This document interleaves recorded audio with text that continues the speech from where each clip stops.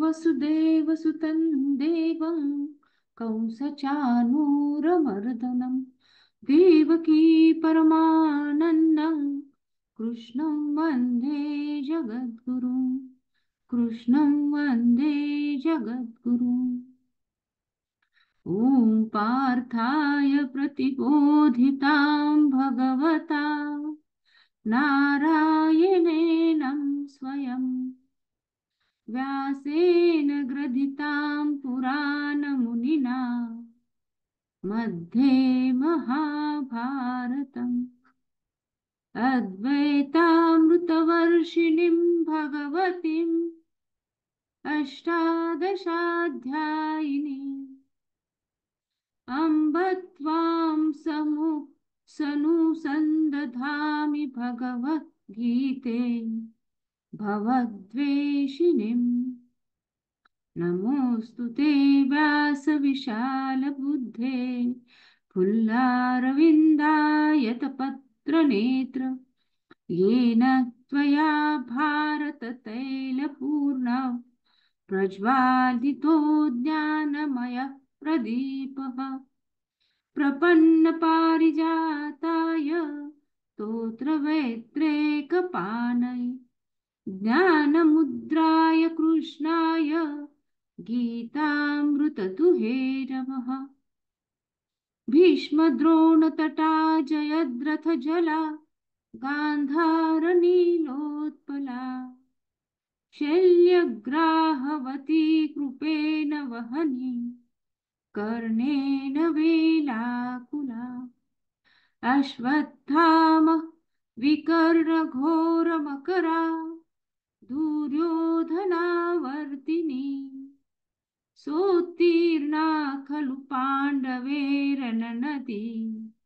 कैवर्तकः केशवः पाराशैर्यवचः सरोजममलं गीतार्थगन्धोत्कटम् नानाख्यानककेसरं हरिकथा सम्बोधनाबोधितम्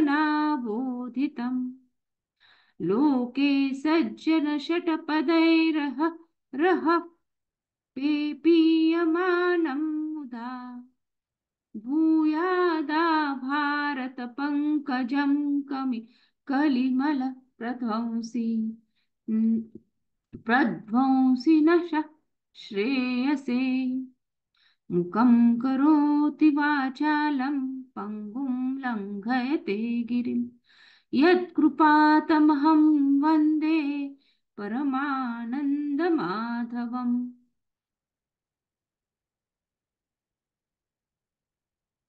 सर्वोपनिषदो गावो दोग्धा गोपालनन्दनः पार्थो वत्स सुधीरभोक्ता दुग्धं गीतामृतं महत् एकं शास्त्रं देवकी पुत्रगीतम् एको देवो देवकी पुत्र एव एको मन्त्रस्य तस्य नामानि यानि कर्माप्यकन्तस्य देवस्य सेवा यं ब्रह्मा वरुणेन्द्ररुद्रमरुतस्तुन्वन्ति दिव्यैः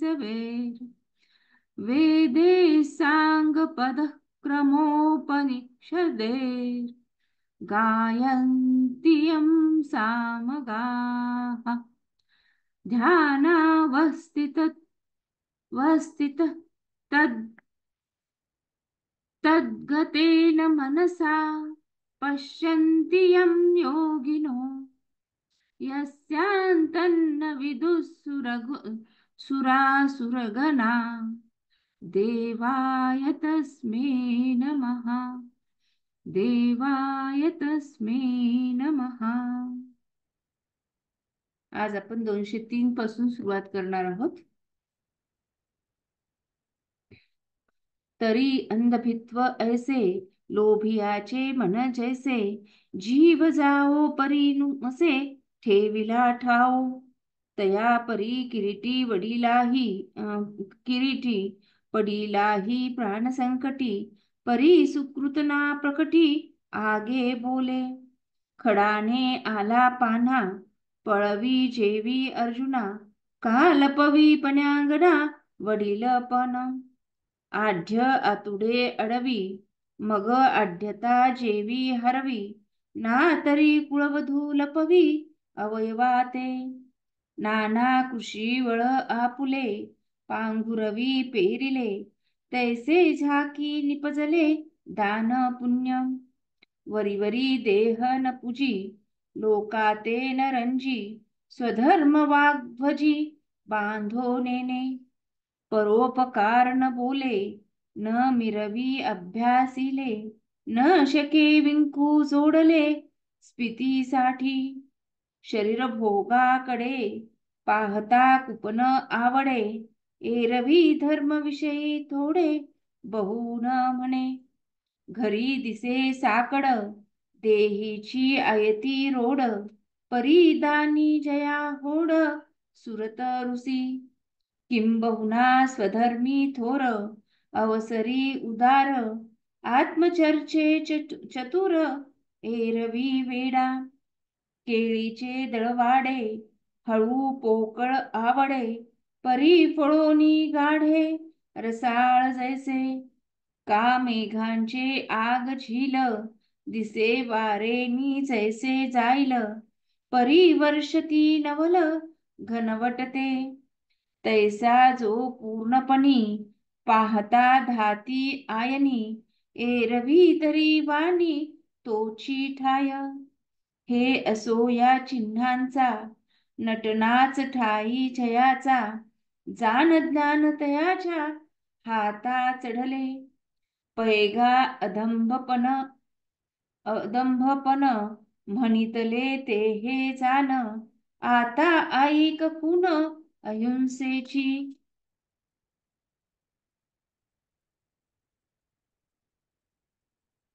आता अंधभित्व असे आहे.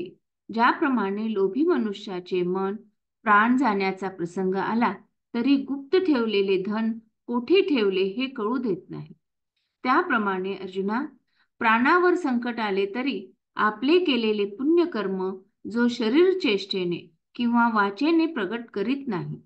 ज्याप्रमाणे अर्जुना, नाठाळ गाय आलेला देखील पान्हा सोडत नाही किंवा वेश्या आपले वाढते वय लपविण्याचा प्रयत्न करते.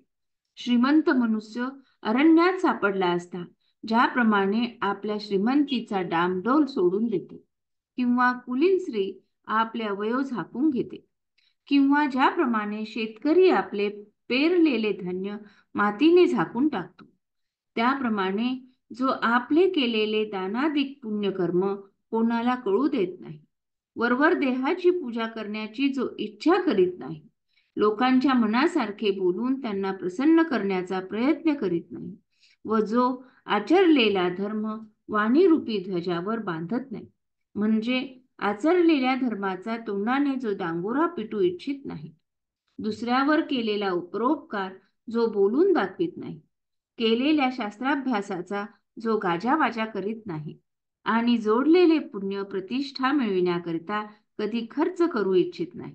शरीराने विषय सुखाचा भोग घेताना पाहिले असता तो अत्यंत कृपण दिसतो, पण धर्माचे आचरण करण्यात मात्र तो थोडे बहु म्हणत नाही. म्हणजे भोगाविषयी तो कृपण असतो व धर्माविषयी उदार असतो. घरात पाहता अत्यंत दारिद्र्य आणि देहाची तयारी पाहता अत्यंत क्षीण, पण दान करण्यात जो कल्पतरूशी पैज बांधतो. फार काय सांगावे, स्वधर्माचे आचरण करण्यात जो अत्यंत निष्ठावंत, प्रसंग विशेषी उदार आणि आत्मस्वरूपाची चर्चा करण्यात अत्यंत कुशल असून बाकी व्यवहार काळी तो वेड्यासारखा वागतो. केळीचे अंग सुकुमार व पोकळ असते, पण ती जशी घट्ट व रसाळ अशा फलरूपाने फळते.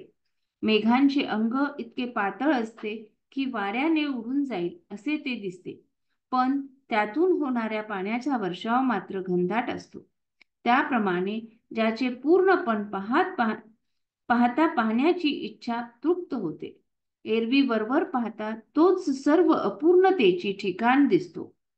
हे असो, ज्याच्या ठिकाणी अशी ही चिन्हे मूर्तिमंत दिसून येतात त्यालाच आत्मज्ञान प्राप्त होते असे समज. अर्जुना, अधंबपण सांगतो म्हणून जे मी म्हटले ते हे होय. आता अहिंसेची खूण ऐक. तरी अहिंसा बहुती परी बोलली असे अवधारी, आपुलेल्या मतांतरी निरूपिली. का बाहू तोडोनी पचविजे, मग भुकेची पीडा रोखिजे, नाना देऊळे मोडूनी किजे पोळी देवा. तैसी हिंसाची करुणी अहिंसा, निपजा विजय हा ऐसा, पै पूर्वमीमांसा निर्णय केला.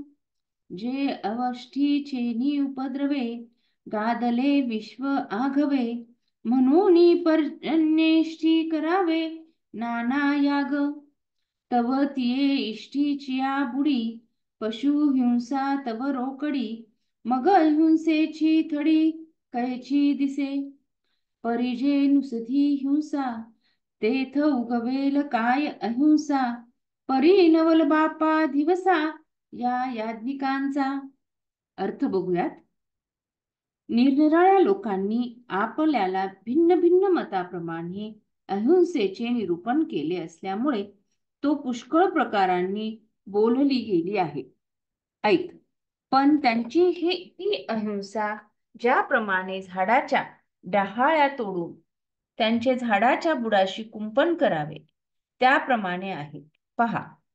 किंवा आपला हात तोडून शिजवावा व त्या योगाने आपली भुकेची पीडा नाहीशी करावी, अथवा देऊळ पाडून त्या सामग्रीचे देवाला आवार करावे, त्याचप्रमाणे हिंसा करूनच अहिंसा साधली पाहिजे असा मीमांसा शास्त्राने निर्णय केला आहे. त्यांचे मत असे की पाऊस न पडल्यामुळे नाना प्रकारचे दुर्भिक्षादी उपद्रव निर्माण होऊन सर्व जग त्रस्त झाले असता पाऊस पडावा, म्हणून पर्जन्य इष्टी सारखे नाना प्रकारचे याग करावे. तर त्या इष्टीतच नेमकी पशुहिंसा केली जात असल्यामुळे मग अहिंसेचे पैल तीर कसे दिसणार? केवळ हिंसेची पेरणी केल्यावर अहिंसा रूपाने ती उगवेल काय? पण अर्जुना, याज्ञिक लोक या हिंसामय कर्मालाच अहिंसा म्हणण्याचे धाडस करतात, याचे नवल वाटते.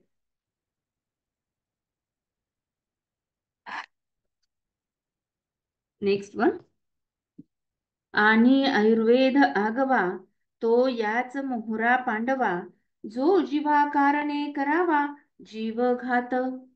नाना रोगे आहाळली, लोळती भुरो देखिली, ते हिंसा निवारावया गेली चिकित्सा पै. तव ते चिकित्से पाहिले, एकाचे कंद खणाविले, आणि एक उघडविले समूळी सपत्री. एके आड मोडविली, अजंगमाची खाल काढविली, एके गर्भणी उकडविली पोटा माझी. अजानुशत्रू तरुवरा, सर्वांगी देवविल्या शिरा, ऐसे जीव घेऊनी धनुर्धरा कोरडे केले. आणि जंगमाही हात लावूनी काढिले पित्त, मग राखिले शिणत अनेक जीव. अहो वसती धवळारे, मोडूनी केली देव्हारे, नागवुनी देव्हारे गवादी घातली. मस्तक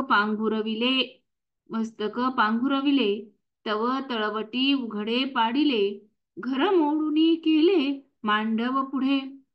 नाना पांघुरणे जाळूनी जैसे तापणे, का झाले अंग धुने कुंजराचे. ना तरी बैल विकुनी गोठा, पूस लावूनी बांधिजे गाठा, या करणी की चेष्टा काही हसो. एकी धर्माच्या वाहनी, गाळू अदरिले पाणी, तव गाळी तया आहाळणी जीव मेले. एक न पचवी तिची कन, ये हिंसेचे भेन, तेथ कदर्थले प्राण, तेही हिंसा. एवं हिंसाची अहिंसा कर्मकांडी हा ऐसा सिद्धांत सुमन असा ओळखे तू. अर्थ बघूयात. आणि अर्जुना, संपूर्ण आयुर्वेद तर एक जीव वाचविण्याकरिता दुसऱ्या जीवाचा घाल करावा असे सांगत असल्यामुळे अशा हिंसेचाच पुरस्कार करणारा आहे. नाना प्रकारच्या रोगांनी पिडलेले व दुःखांनी तळमळत असलेले जीव पाहून त्यांनी ती पीडा नाहीशी करण्याकरता औषधोपचार केला जातो. पण औषधोपचार करण्यापूर्वी एखाद्या वनस्पतीचे कंद खणून आणविले जातात किंवा एखादी वनस्पती पानमुळासह उपटून आणविली जाते. एखादी वनस्पती मधूनच मोडून आणविली जाते. कोण्या निर्जीव अशा वनस्पतीची सालच काढविली जाते. कित्येक फलाफुळांना येत असलेल्या वनस्पती घेऊन पुट पाकाच्या योगाने उकडून कढविल्या जातात. कोणालाही शत्रू न समजणाऱ्या झाडांच्या सर्व अंगावर त्याचा रस काढण्याकरिता घाव दिले जातात. याचप्रमाणे अर्जुना, त्यांचे जीव घेऊन त्यांना रसरहित केले जाते. आणि एवढेच नाही तर सजीव प्राण्यांसही हात लावून त्यांचे पित्त काढले जाते व इतर दुःखी जीवांचे रक्षण केले जाते. अहो, असे करणे म्हणजे नांदत असलेले मोठमोठे वाडे मोडून देवळे करण्यासारखे किंवा लबाडीच्या व्यवहाराने लोकांना लुबाडून अन्नसत्र घालण्यासारखे होय. ढुंगणाचे सोडून मस्तकास गुंडाळले तर खालचे अंग उघडे पाडले, घर मोडून पुढे मांडव केला, घरातील वस्त्रे जाळून तापत बसावे अथवा हत्तीचे अंग धुवावे किंवा बैल विकून गोठा बांधावा, राघूला सोडून देऊन त्यासाठी पिंजरा बांधावा, हे योग्य करणे म्हणावे की मर्कट चेष्टा म्हणून हसावे? धर्ममार्गाप्रमाणे कोणी पाणी गाळून पिऊ पाहतात, पण त्या गाळण्याच्या त्रासाने जीव मरतात. कोणी हिंसा घडेल या भीतीने अन्न शिजवित नाही, पण त्या योगाने प्राण व्याकुळ होतात. ही हिंसाच होय. हे निर्मळ अंतःकरण असलेल्या अर्जुना, त्याप्रमाणे सर्व कर्म मार्गामध्ये हिंसाच अहिंसा होय असा सिद्धांत आहे असे जाण. पुढचे श्लोक बघूयात. पहिले अहिंसेचे नाव आम्ही केले जव, तव स्फूर्ती बांधली हाव ये मती. तरी कैसेनी येते गाळावे, म्हणून पडिले बोलावे, तेवीची तुआही जाणावे ऐसा भाव.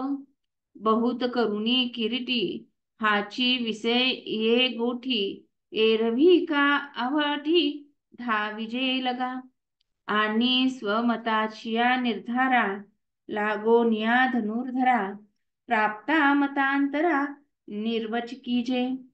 ऐसी हे अवधारी, निरूपिती परी, आता ययावरी मुख्य जेगा. ते स्वमत बोली झेल, अहिंसे रूप की झेल, जिया उठलिया आतुल ज्ञान दिसे. परी ते अधिष्ठिलेनी आगे, जानिजे आचरतेनी भागे, जैसी कसवटी सांगे वाणी आते.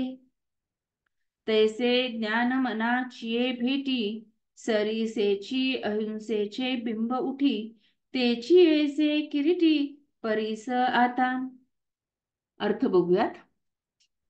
प्रथम जेव्हा आम्ही लक्षण सांगण्याकरिता अहिंसेचे नाव घेतले, तेव्हा वरील मतांतील अहिंसेचा विचार एकदम मनात आला आणि तो सदोष लक्षणे वगळून अहिंसेचे शुद्ध लक्षण कसे करता येईल म्हणून इतरांनी केलेली अहिंसेची लक्षणे सांगावी लागली व तुलाही ती समजावी असा त्या सांगण्याचा अभिप्राय होता. अर्जुना, अहिंसेविषयीची इतर मते सांगताना विशेषतः हाच उद्देश मनात होता. नाही तर आडवाटेने जाण्याचे कारणच काय? आणि अर्जुना, आपलेच मत योग्य आहे असा निश्चय होण्याकरिता त्याविषयी असलेली दुसरी मतेही सांगून त्यातील दोष दाखवावे लागतात. याप्रमाणे अशीच विषय निरूपण करण्याची पद्धती आहे, हे लक्षात ठेव. आता अहिंसेविषयी इतर मते सांगितल्यानंतर ज्यात स्पष्टपणे आत्मज्ञान दिसून येते असे जे मुख्य व आमचे मत आहे त्या मतानुसार अहिंसेचे स्वरूप प्रगट करणार आहोत. पण ज्याप्रमाणे सोन्याचा कस कसोटी सांगते, त्याप्रमाणे अहिंसा अंगी बांधली असता ती आचरणाच्या द्वारा जाणली जाते. त्याप्रमाणे ज्ञान व मन यांचा संबंध झाल्याबरोबर जे अहिंसेचे स्वरूप प्रगट होते ते अर्जुना असे असते. आता सांगतो ऐक. तरी तरंग नोलांडित लहरी पायेन पुडित साचलून मोडत पानियाचा वेगे आणि लेसा दिठी घालुनी अविसा जळी बक जैसा पाऊल सुये का कमळावरी भ्रमर पाय ठेविती हळूवार कुचंबेल केसर या शंका तैसे परमाणू पांगुतले जानुनी जीव सानुले तेथ कारुण्या माझी पाऊले लपवूनी चाले ते वाट कुपेची करीत ते दिशाची स्नेह भरीत जीवातळी अंथरीत आपुला जीव.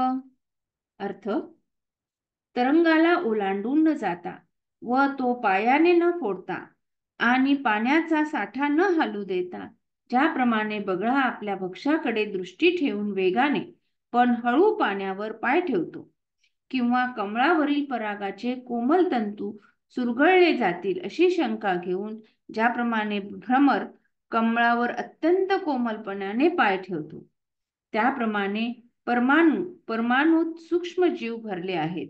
म्हणून जे आपल्या चरणाला करुणेने आच्छादन करून म्हणजे त्या सूक्ष्म जीवाला देखील किंचित दुःख होऊ नये अशी अंतःकरणात दयावृत्ती बाळगून जमिनीवर पाय ठेवून चालतात.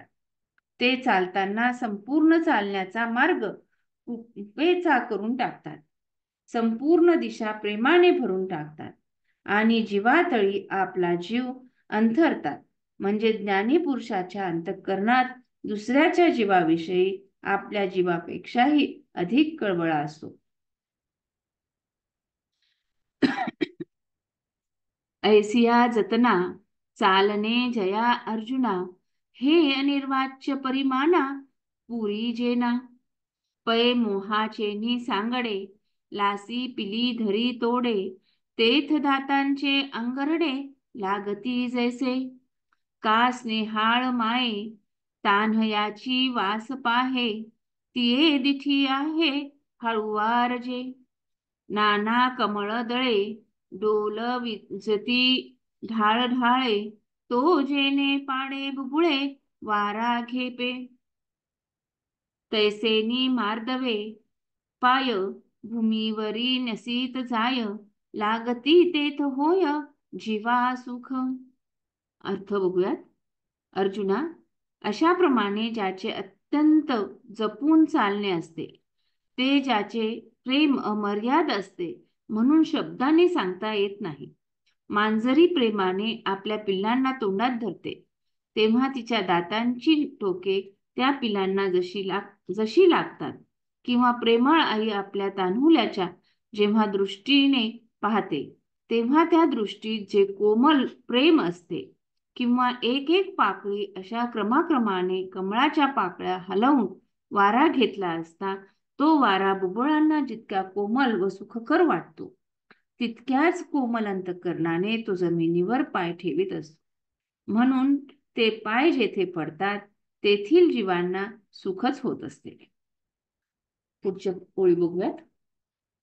ऐसिया लघिमा चालता कृमी कीटक पांडू सुता देखे तरी माधुता हळूची निघे म्हणे पाय तडफडील तरी स्वामींची निद्रा मोडेल रचलेपणा पडेल ज्योतिहन या काकुळती वाहनी घे मागुती कोणेही व्यक्ती नवचेवरी जीवाचेनी नावे तृणांतेही नोलांडवे मग न लेखिता जावे हे के गोठी मुंगिये मेरू नोलांडवे मशका सिंधून तरवे तैसे भेटलिया न करवे अतिक्रम ऐसी जयाची चाली कृपा फुली फळा आली वाचिकी देखसी जिहाली दया वाचे अर्थ बघूयात.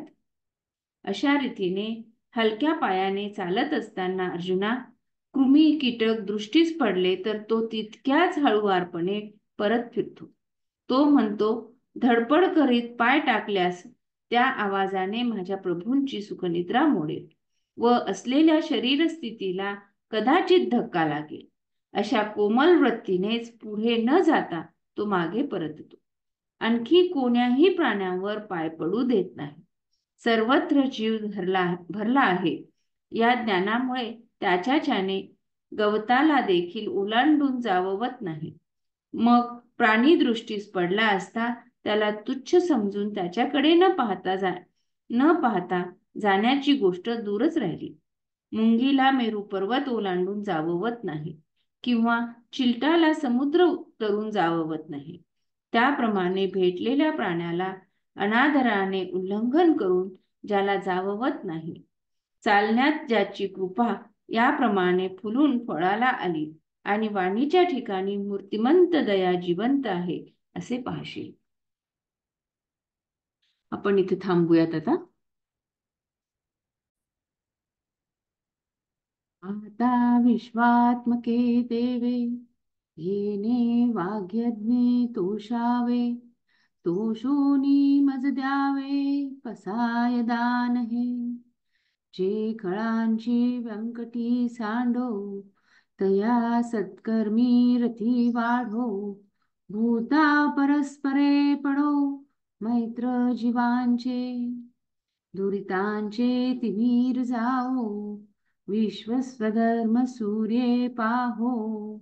जो जे वांझील तो ते लाहो प्राणी जात वर्षत सकळ मंगळी. ईश्वर निष्ठांची मांदियाळी अनवरत भूमंडळी भेट तू या भूता.